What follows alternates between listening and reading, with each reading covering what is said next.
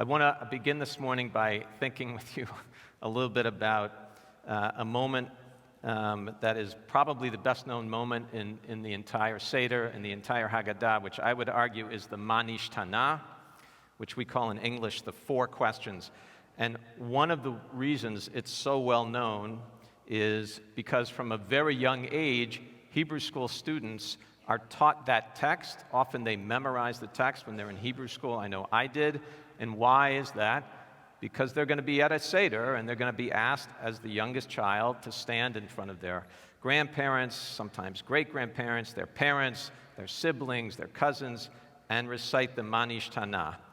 The tradition is, again, the youngest child is the child who's asked to do that, to fill that role. And that's another reason, I think, why the Manishtana is so well known. It's a moment in the Seder, might actually be one of the only moments in the Seder where no one's talking except the one person who's saying something, right?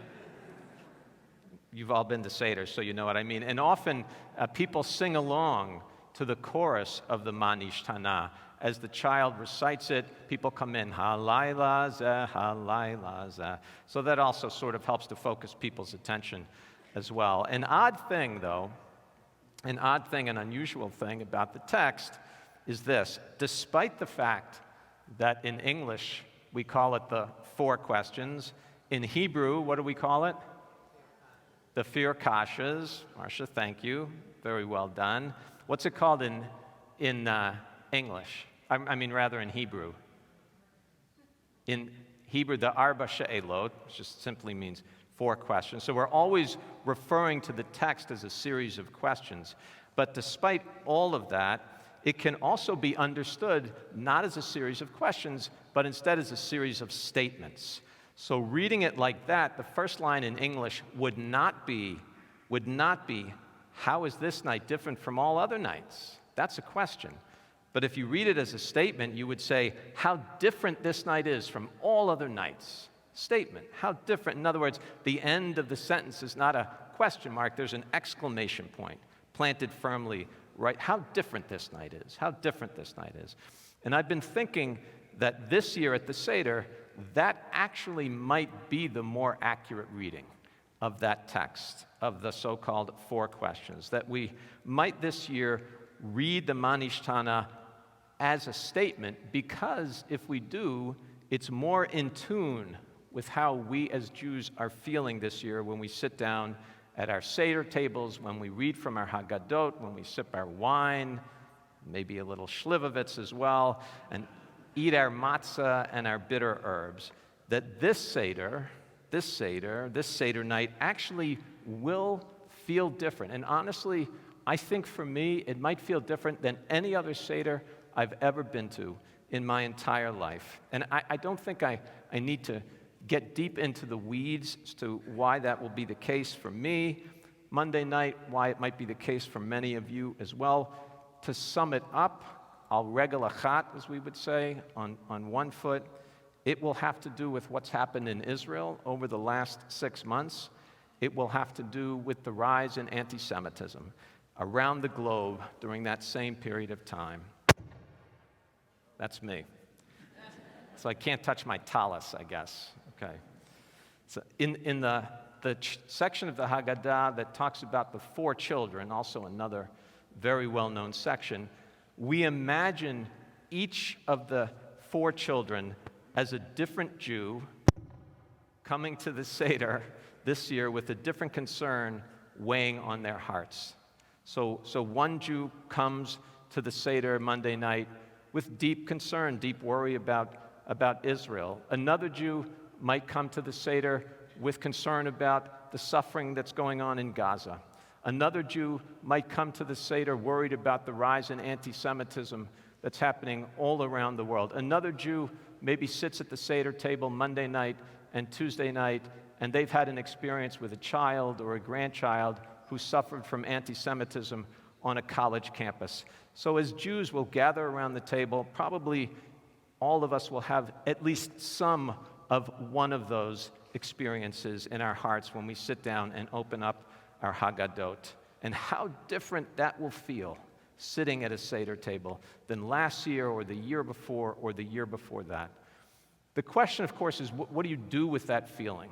What do you do with that feeling? What can be added to our Seders this year to provide some context and meaning and also connection to our current experience in Jewish life?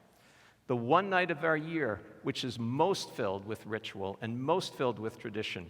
Well, what new rituals, what new traditions might we add this year to help us more deeply understand what meaning the holiday can have for us during these difficult times for the Jewish people? And yet, still at the same time, despite all of that, to celebrate Passover with full hearts and with a sense of joy and also with a sense of gratitude. Where do we find that blend? Where's the line? Where do we find the mix there? Now, one answer to that question arrived in your email inbox yesterday afternoon. Rabbi Sorokin has aggregated a series of conversation starters and newly composed prayers and readings and even some poems from a variety of different sources and authors. I would encourage you find that email. I know you get a lot of email. God knows I know I get a lot of email. So you got to find that email, click through the link. It's a wonderful source sheet that Rabbi Sorokin has put together. You can use it to enhance your Seder for sure, and also to bring to your guests a new layer of meaning in terms of how we will all experience Passover this year. So look for that email. Wonderful, wonderful resource. If you read through it, my guess is you'll probably print it out and you'll have it sitting beside your Haggadah Monday and Tuesday nights. Now, that being said, it's also striking to me how the natural themes of the Haggadah, the themes that are already woven into the text, as this exists, as Rabbi Zaslow said last night, a text that's existed for some 2,000 years, how these natural themes can speak from the past to us so clearly and powerfully about our contemporary experience, the experience we're living through right now. And like any great text, the Haggadah is able to tell a particular narrative while at the very same time exploring universal truths. It tells a particular narrative, but it teaches universal truths. Because what is Passover about fundamentally? What is Passover? Fundamentally, Passover is about human freedom and human dignity. That's what it's about at the end of the day. Those are universal concerns. And we know every year, year in, year out, we sit down at the Seder table, we're confronted with those themes, and we remember that there are people all over the world who struggle to find those things each and every day in our lives. And the Haggadah suggests to us that God is on the side of those who struggle for freedom. The Haggadah suggests to us that God's image is in each and every human being, and so all people in the world deserve to be treated with equal dignity and equal respect. And that's a lesson that's as important to us this year as it is any other year. That's the universal message of Passover.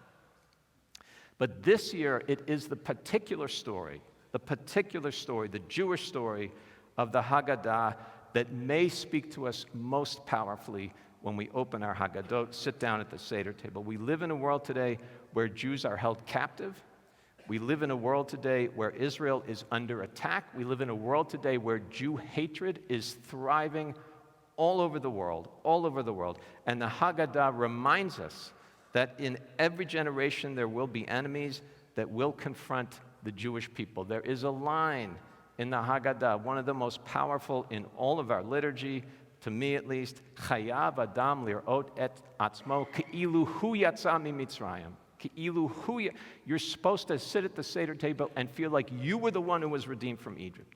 You were the one. You were a slave. You were there. God took note of you. And God, in grace, took you out. All of us should feel that way. And this year, when we recite those words, remembering a sense of what it feels like to be held against our will, to be a slave, to be a captive, what it must feel like for the captives in Gaza. And the Haggadah also confronts us with the simple fact that at times the world can be a dark place, it can be a dangerous place, and because of that, the Jewish people will always need a safe haven to call home. I began a few moments ago with the 4 questions, and I'd like to conclude with them as well. There's an old kushiyah, an old difficulty asked about the Manishtana. why, some of our sages wonder, why do we ask the 4 questions on Passover? Because wouldn't they be more appropriate on Sukkot? Make more sense to ask the 4 questions on Sukkot. Passover, we're saying how different? What are you talking about? Passover isn't so different from the normal contemporary Jewish experience. What do we do on Passover? We sit in our beautiful homes. We eat off our nice dishes. We eat delicious foods, the brisket and the turkeys and the side dishes, and the tables drink heaped high, and we drink our wine. We celebrate the good things of life with family and friends. But the truth is we do that all the time.